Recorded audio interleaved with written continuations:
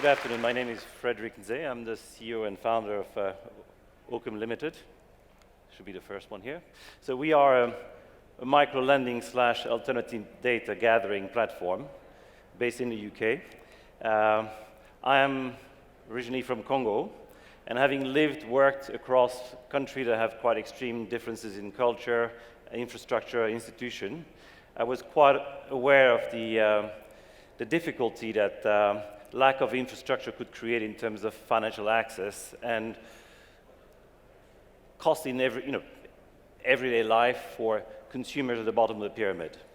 My thesis a few years ago, setting up Oakam, was that the dominant model for consumer lending and SME lending that was based on publicly available data in credit bureau. So if you think of Experian and FICO as being the dominant model for the last 60 years, that have enabled middle-class consumer to have access to dramatically cheaper lending over the last 60 years, would not work in a world where the gig economy, raising inequality in advanced market, and raising emerging middle class in newly accessing countries would struggle to deliver the goods for consumers. So to bring it back to UK as an example, in the UK, though alternative lending represent only 3% of total balances in consumer lending, they represent around 30% of earnings or revenue interest charges to consumer. That is a massive gap. So 30% of revenue is coming from only 3% of balances that is currently lent to consumer in the UK. That is about £1,300 of poverty premium charged to roughly 12 million of migrant and working poor who are struggling to get financial stability and financial security. So we looked at it a few years ago, and our first cut of the model was to look at migrant focus. We were trying to do a quasi-bank. We've opened stores, so we had 30 stores across the UK. They were mini innovation labs where we were trying to access consumer and look at how we could co-create with this consumer product that would enable them to save money on what they were doing with everyday financial services. So we had a MasterCard prepaid card, we had remittance product, we had access to mobile phone contract, et cetera, et cetera. Very quickly, what we found was that our customers were facing two big problems. One was building credit history, and the second one was being able to secure a small overdraft to face issue when they were short of cash, and trying to avoid using pay the lender, or a large amount of money when they wanted to move their family, let's say from Poland or Romania, and they wanted to pay a rent deposit or buy a van and start a business in the UK. So we focused on the migrant, and we started to focus more on lending, and we let a lot of these other products that were dealt with by very good monoliners in like remittance, etc. So our focus became producing loans from £100 to £5,000, so just below where the mainstream bank were operating, and giving access to consumer to a way to build their credit and to gradually drive the cost down. Our success and main innovation up to the point where what I call here Oakam 2.0 was a small change in the way we design product. Consumer lending has been mostly, so if you think of a loan as a very simple product, a loan is an amount, a term, a rate, and a set of installment.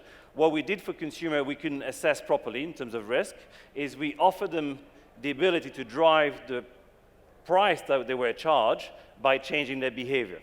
So we made a very, very simple change to the way the product was designed. We offer consumer the ability to get cash back and to reduce price when they were paying on time.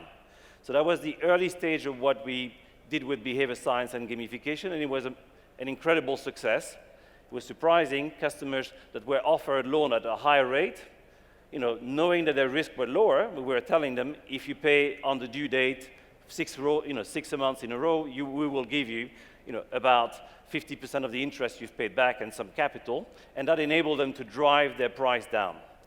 We, then thought about how we could make our innovation go further, as we were seeing that more and more consumers were coming into our stores with smartphone, and we wanted to reduce the cost of distribution. So the second part of our innovation was to look at how we could continue to make our product accessible and affordable, but creating more of a cost advantage towards the traditional micro-lending model. You know, in the UK, you have doorstep lenders that are operating in that sector for a long time.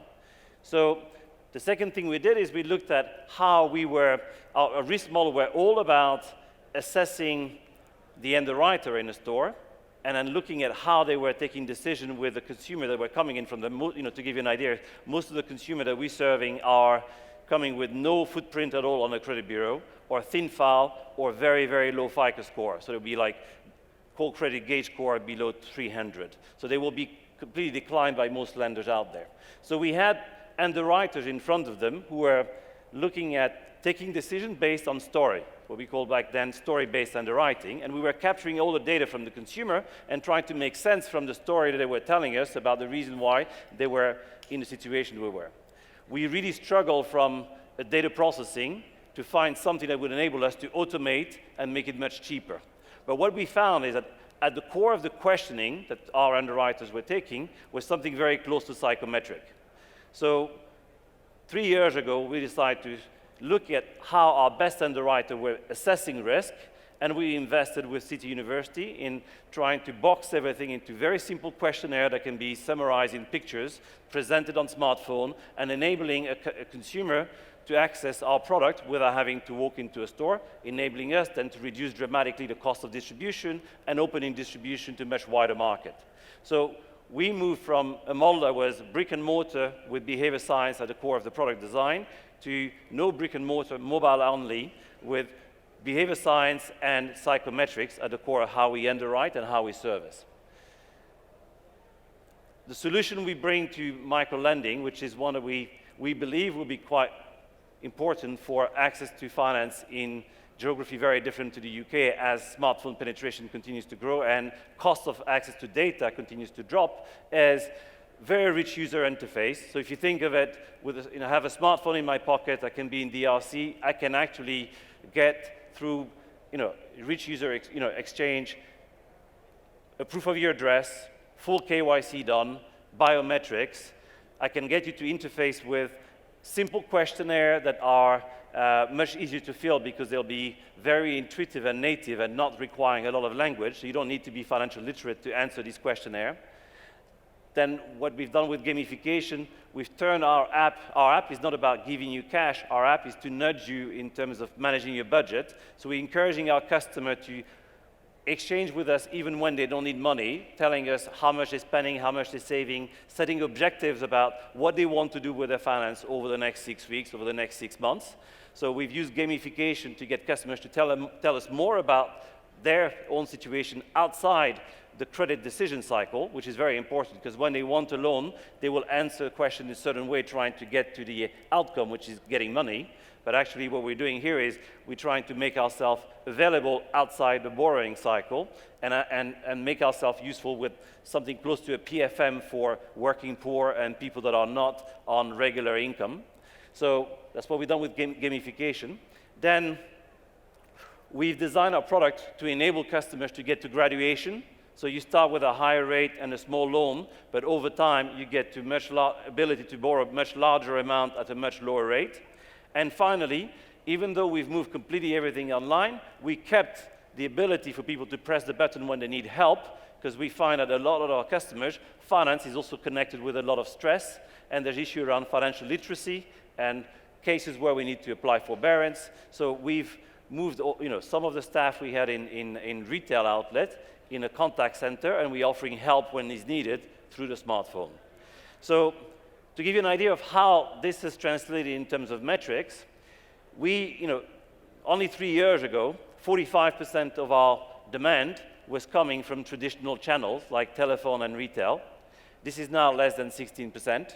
So as of today, we've just passed the 90% mark where demand coming to us and being completely served is on mobile, not even on web, desktop, or tablets, but on mobile. The second thing, which is probably the most impressive in terms of cost advantage, if you look at most of the doorstep lenders, micro lender. You know, the model is very similar, be it in Mexico and Uganda. You generally have someone on a moped going to a community, lending and collecting cash on a daily or weekly basis. What we found here is that by being able to, you know, operate in markets where on a smartphone you can get data in, disperse cash and collect cash, we're saving massively on costs, and we're automating interaction by being in the pockets of our customers on a 24/7 instead of being only visiting them once a week or sometime worse. So cost income in traditional microlender is around 60 to 70%. We're currently operating way below the scale of our, you know, the dominant player here in the UK, but we already have cost income ratio that are in the 40s. So we have a between 15 and 20% cost income ratio advantage. And you can see here by how much we've multiplied the ability of our staff to interact with customer. So we used to have a 341 application per, you know, employee ratio 3 years ago, and this year the average has been 3,000. The run rate for the last month is close to the 9,000, and we're going to 11,000, you know, application per customer for next year. Last one I'm going to conclude on that is we've graduated about 30% of our customers that are on non-high cost short-term credit. So it means that people come to us with a small loan, they build credit history, and they get to a position where they can borrow a much larger amount at prices that are not subprime prices. This year, our performance on, you know, acquisition of new customers, we're growing our customer base by around 120% on the new customer acquisition. On the credit bill product, we have a growth of 110%, and these customers will, you know, further next year and the year after go into graduation. Opportunity for us is to move from a pure loan originator to a loan originator and servicer, so to push some of our balance sheets off, you know, to investors that are interested in getting high yield to consumers that are not, you know, high yield and high impact, to use our alternative data origination to serve scorecards to, you know, clients that are not clients that are no longer subprime customers, so moving qualifying customers to mainstream lenders. And what we started doing, and we've looked at partnership in 2 geographies now, is to look at distribution outside the UK where we can deploy our technology platform to lend to people at the bottom of the pyramid. Thank you very much.